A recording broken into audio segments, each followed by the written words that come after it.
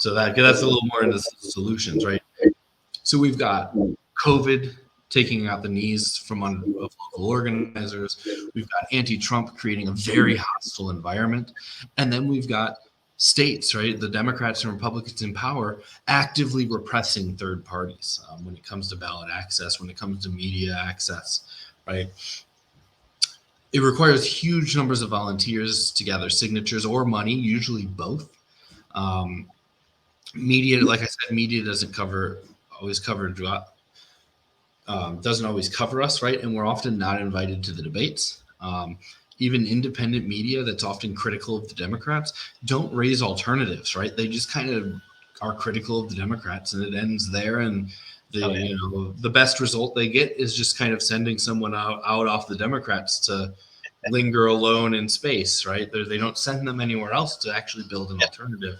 This is actually a really great point that anyone watching the stream, I really hope that you share this stream and any other Green Party content you see, because that's one of the best ways to get our message out and to, grow the party. And folks that are looking for videos like this to learn more about the Green Party, they need to be able to know where to go, right? And we need your help in order to spread it, because even the so-called independent media that's out there that is critical of the Democrats, they very rarely speak about the Green Party or really any alternative. I mean, I can understand that maybe somebody even says, I don't think the Green Party is my favorite, but they don't talk about any other Socialist Party, Socialist Party USA or anything else. It's just, it has this feel of just like talk radio sort of thing now, that it's just like, I'm angry because I'm angry and that's what gets views. And it's not really necessarily a whole lot of genuine efforts to grow an alternative. And that's the point of the Green Party here, that we're trying to actually create that real alternative.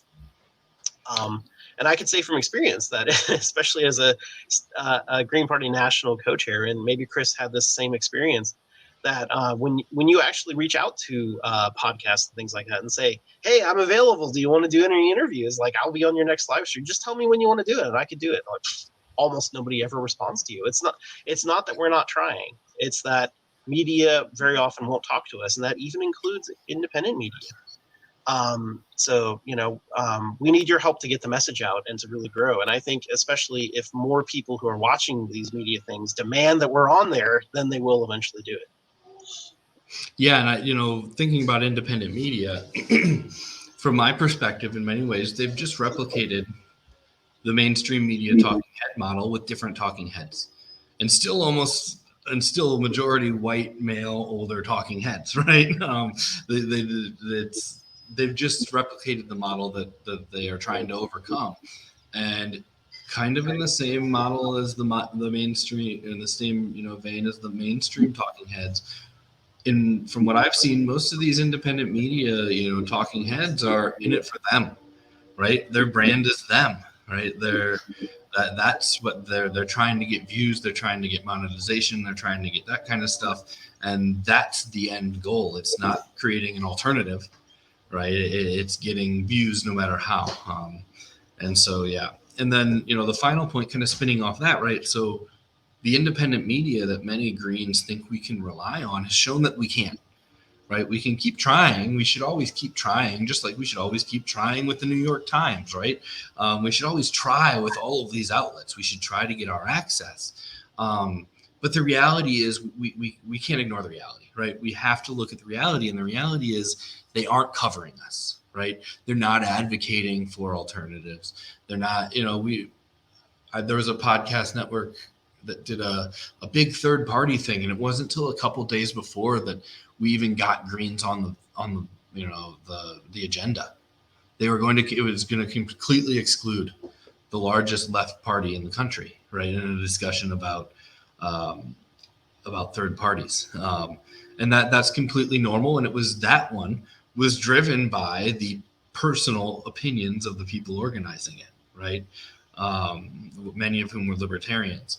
So we can't rely on the independent media to support independent politics, which means that we need to create our own, right? We do. The last point, we suffer from self-inflicted repression.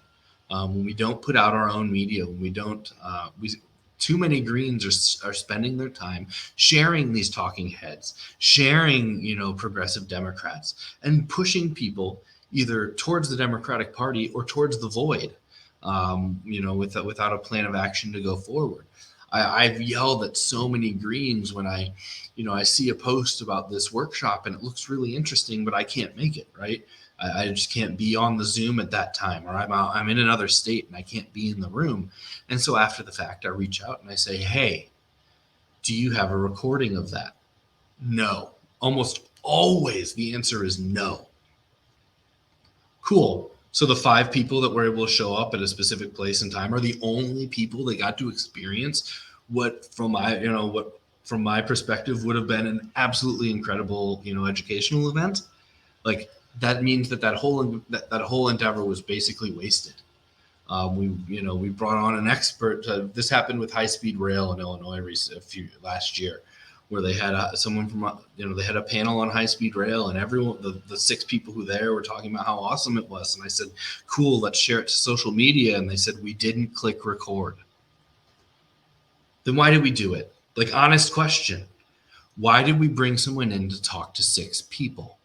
When, and then limited that. When we would have recorded it, we could have put it up on YouTube, Facebook, shared it across social media, and gotten exponentially more views and spread our message, right? So we've got to make sure that we are putting out our own media. We have if you go to greensocialist.net, you can find a guide on local media, and one of the things it includes is what to do when the media doesn't show up. Right? When you send the press release and they don't come, your job's not done when they don't come. You have self-promotion to do after the fact, to try to get them to come to your next event. And we have to do that ourselves. When we're talking about increasing party suppression, I think the, most egregious example of that is New York, right? In New York, they tripled the number of signatures required to get on the ballot for governor or president, and they attached it to a COVID relief bill to do it, right? They used COVID to triple the number of signatures, and it's now the worst in the country. They have to collect 45,000 signatures in 42 days, right? That's worse than almost every country in the world, not just in the United States. And they used COVID to do it, right? So we saw that, we saw this in Arizona during the 2020 election. They changed the rules for ballot access petitioning after petitioning had started. They moved the deadline, right? And so COVID was, in some cases, like Illinois, which is a really outlier, we got on the ballot through a lawsuit by saying, we can't collect 50,000 signatures in 90 days during a pandemic. You can't ask us to do that. Right? We did the math and we would have had to contact over 1 million people to get those signatures. And you don't want us coming in contact with 1 million people just to get on the ballot. So we won our court case.